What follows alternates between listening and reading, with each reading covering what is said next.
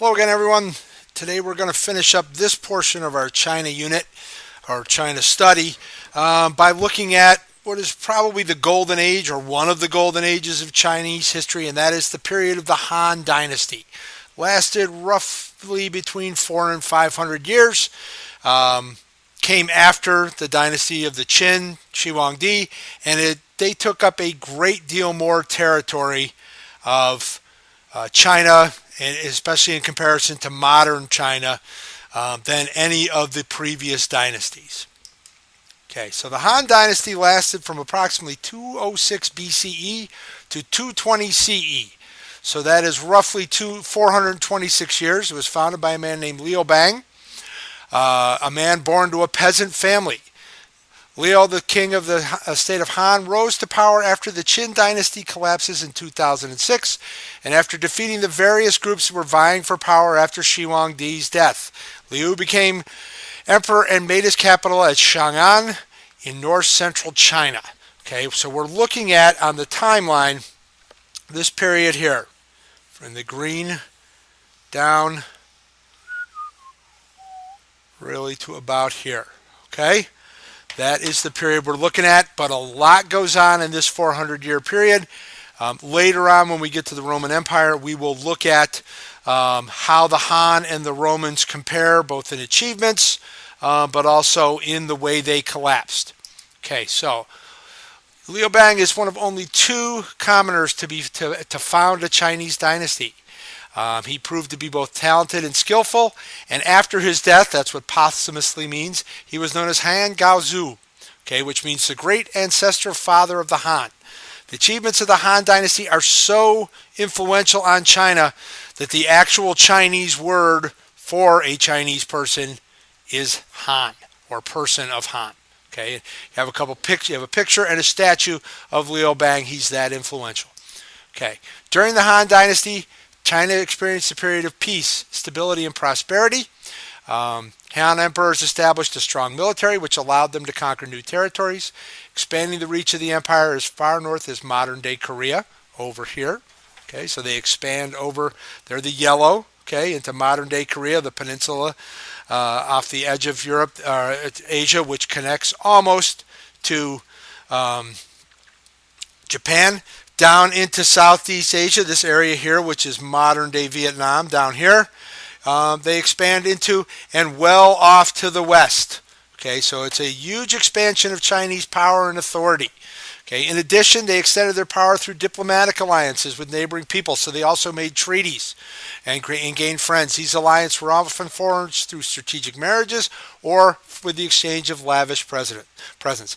And you can see the expansion of the Han over the Qin. The Qin is the darker, kind of almost yellow mustard color, where the Han is the brighter color yellow. So they take in a lot more territory. Okay. Under the Han, the Chinese also engaged in international trade. This is when the Silk Road begins to develop across Asia, connecting Europe to Asia. Eventually, we'll go all the way from the Black Sea in modern-day Crimea, Russia and Ukraine to China. Okay, the Chinese traded goods like silk, spices, and jade, and they acquired new products and, more importantly, new ideas from the ancient cultures of India, Central Asia, and Buddhism. And probably the most important import in that area is Buddhism. Okay, and you can see on the map below how China spread out from India. Okay, here's the Buddhism, and gradually comes in over the mountains, but also through the Himalayas, and eventually makes its way into Japan and down into Southeast Asia and Indonesia. Okay, so Buddhism spreads along these trade routes. That's how a lot of ideas spread. This is what we call cultural diffusion. Okay, important concept. We've talked about it before. Diffusion. You need to know what it means. It basically is simply the spreading of culture and ideas through trade, warfare, and other interactions between people. Okay, during the Han Dynasty, great achievements were made in the areas of education, culture, and science.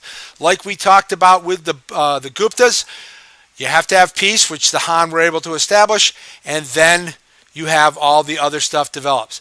China shifted away from the legalist philosophy of the Qin, of Shi Huangdi, and Confucianism makes a comeback. The Han rulers institute Confucian system of government under which government officials are selected based on merit rather than by birth. So it's no longer, daddy was the lord of this, so I get to be the lord of this, and the nepotism and cronyism that goes on with family-based. It is based strictly on your abilities, and your abilities were judged on your ability to understand and talk about and know the ideas of Confucius. Okay. Scholars who prove their knowledge of Confucian classics and literary talent are the appointed officials, and they're the ones who enforce the law of the Han, and they collect the taxes. This encourages the development of Confucian education, which becomes more widespread among the populace. There's a picture of Confucius at the bottom. His ideas, though they didn't catch on greatly when he was alive, live long beyond his time on earth and become for almost 500 years the way of doing things into China, and really a lot longer than that because they're continued on into later dynasties. Okay. In addition, the Han government promoted the development of arts. Paper is invented by the Chinese. Painting and calligraphy flourished.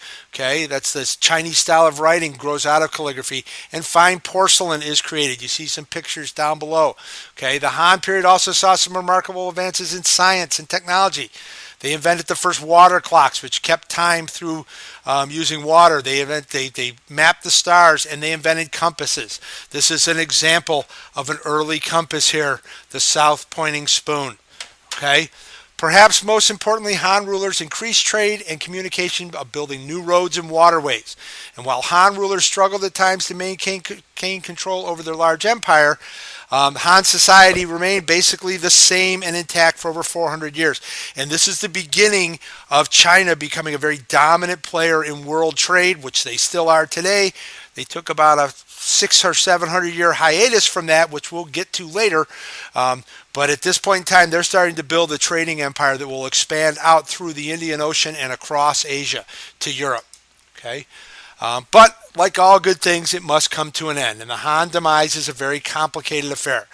Not surprisingly, a large part of the story involves pressure from pastoral nomads, people that herded animals that lived north of China. Up here, and I'm circling the Xiongnu Empire. That is the forerunner of the Mongols, who lived kind of northwest of China. Over the previous centuries, a confederation of nomadic groups known as the Xiongnu amassed so much power and horse cavalry that they're able to extort resources from the Han in return for agreeing to keep the peace. So basically, they said, look, we're not going to attack you if you give us stuff. Okay, but if they didn't want to give you the stuff, then we're going to attack you. The Han cooperated because it was cheaper to pay the Xiongnu than to fight them. For those of you who've watched the movie Mulan, it's based on this time frame, okay? They actually, instead of calling the people who are trying to invade China the Xiongnu, they call them the Huns, which are more familiar to Americans, even though the Huns never really invaded China. But Xiongnu is the leader of the Huns, according to this. So they keep it a little bit historically accurate. Okay. For a while, the compromise between the Xiongnu and the Han works, but in 51 CE, there's a succession dispute among the Xiongnu, and they split. Okay, this kind of sets off a chain reaction because the Xiongnu nearest to the border are taking the money intended for everybody and keeping it. So the other groups that are farther away start attacking the Han as well as their greedy kinsmen, saying the Han collaborated with them. As the Confederation disintegrates, as the Xiongnu Empire falls apart, individual groups start demanding the Han pay them individually, and it rises the cost for the Han considerably. And at the same time, the nomads are raiding the cavalry. The Han are not getting what they paid for. Okay, they're asking for protection, they're paying for protection, but because the Xiongnu are so divided, it's not working out too well. At the same time, nature enters the fray as an enemy of the Han. 153, a swarm of locusts lays waste to large areas of farmland.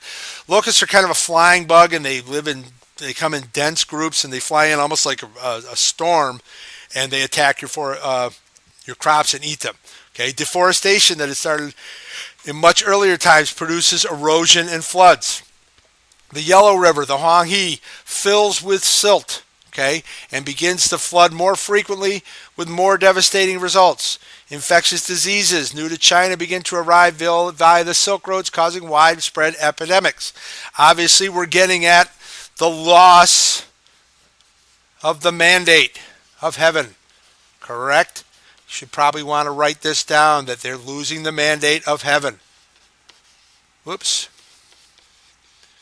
And when the emperor loses the mandate of heaven, things start to go bad, and eventually you end up with a new dynasty. And that's exactly what happened with the Han, but it took a while because there was a period of civil war after their fall. Okay, the misery these disasters caused was compounded by increasingly desperate economic situation for peasants, the poor people that actually do the living and dying and the farming and all this thing. They're in tough shape. Okay, over the long-standing tradition of dividing land equally among all sons have reduced the size of the average farm to the point where farmers could not make enough from land to pay their taxes. Let me draw a little diagram down here. Okay, so you got a farmer. He has, a couple sons. Okay, and he divides the land equally, and then his sons, okay, son 1, son 2, each of them have 4 sons, and they divide the land up between them. Okay, and each of those guys have some sons, and they keep dividing it up. Eventually, you divide the land up so much that it's not profitable enough to make any money after you pay your taxes and everything else, and these people go bankrupt. They have little choice, but they give over their small plots to wealthy aristocratic landlords who use legal status exempted them from their dependents from paying taxes. So the wealthy don't have to pay taxes. It's all on the poor, and the poor can't do it, so they sell their land to the wealthy, which allows the wealthy to get richer. The peasants become poorer, and the Han government loses money, which means they can't take care of the things they need to take care of. They can't pay the army, and it turns into you have poverty and a series of peasant revolts. Okay, all of these place heavy demand on the Han government, calls for creative and decisive leadership, and that's exactly what they don't get. Okay. Competition among the factions within the Han paralyzed the government from getting anything done and dealing with the problems. The rising power of the large landowners and increasing independence of Han generals continually erode the power of the emperor, and in 220 the whole thing collapses. The most powerful among the generals divided the empire into smaller kingdoms, and it all goes away. Okay, so you hopefully have taken your notes off of this. In class, we will talk about some other things with it and kind of tie this all up into a neat bun and then get ready for the test. So, talk to you soon.